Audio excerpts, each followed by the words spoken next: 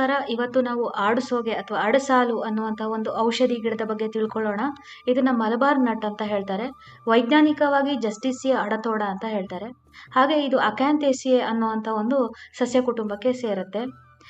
ಈ ಗಿಡವನ್ನ ನೀವು ವೈದ್ಯಕೀಯ ಕ್ಷೇತ್ರದಲ್ಲಿ ಸಾಕಷ್ಟು ಇದನ್ನ ಬಳಸ್ತಾರೆ. ಇದನ್ನ ಆಡು ಮುಟ್ಟೋದಿಲ್ಲ. ಹಾಗಾಗಿ ಆಡುಸೋಗೆ ಅಂತ ಹೇಳ್ತಾರೆ.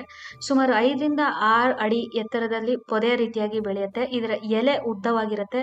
ಹಾಗೆ ತುಂಬಾ ಕಹಿಯಾಗಿ ಇರುತ್ತೆ. ಮತ್ತೆ ಇದರಲ್ಲಿರುವಂಥ ಹೂಗಳು ಸಿಂಹದ ರೀತಿ ಬಾಯಿ ತೆರೆದಂಗೆ ಕಾಣುತ್ತೆ. ಹಾಗಾಗಿ ಬೇರೆ ರೀತಿ ಒಂದು ಸಿಂಹದ ಬಾಯಿ ತೆಗೆದಿರುವಂಥ ಹೂಗಳು ಅಂತ ಕೂಡ ಹೇಳ್ತಾರೆ ಇದನ್ನ.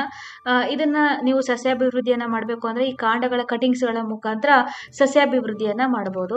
ಇದರಲ್ಲಿ ಎಲೆ, ಹೂವು, ಬೇರನ್ನ ನಾವು ಔಷಧಿ ಗುಣಕ್ಕಾಗಿ ಬಳಸ್ಕೋಬಹುದು.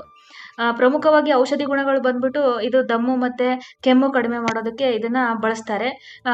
ಇದು ಆಡುಸೋಗೆ 3ರಿಂದ 4 ಎಲೆಯನ್ನ ಬಿಸಿ ನೀರಲ್ಲಿ ತೊಳೆದುಬಿಟ್ಟು ಜಜ್ಜಿ ರಸ ತೆಗೆದುಬಿಟ್ಟು ಸ್ವಲ್ಪ ಕಲ್ ಸಕ್ಕರೆಯನ್ನ ಬೆರೆಸಿ ದಿನಕ್ಕೆ 2 ಸಲ ಊಟ ಆದ ನಂತರ ಸೇವನೆ ಮಾಡೋದ್ರಿಂದ ಕೆಮ್ಮು ಮತ್ತೆ ದಮ್ಮು ಕಡಿಮೆ ಆಗುತ್ತೆ.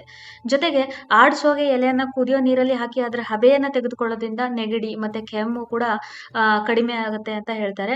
ಜೊತೆಗೆ ಮೂಗಿರ್ಬೋದು, ಗಂಟ್ಲು, ಮೂತ್ರಮಾರ್ಗ ಅಥವಾ ಗುದಮಾರ್ಗದಿಂದ ರಕ್ತಸ್ರಾವ ಕಂಡು ಬಂದ್ರೆ 3 ಚಮಚ ಎಲೆ ರಸವನ್ನ ಹಾಲ್ ಜೊತೆಗೆ ಸೇರಿಸಿ ದಿನಕ್ಕೆ 2 ಸಲ ಅಥವಾ 3 ಸಲ ಕುಡಿಯೋದ್ರಿಂದ ಈ ತೊಂದರೆ ಕಡಿಮೆ ಆಗುತ್ತೆ.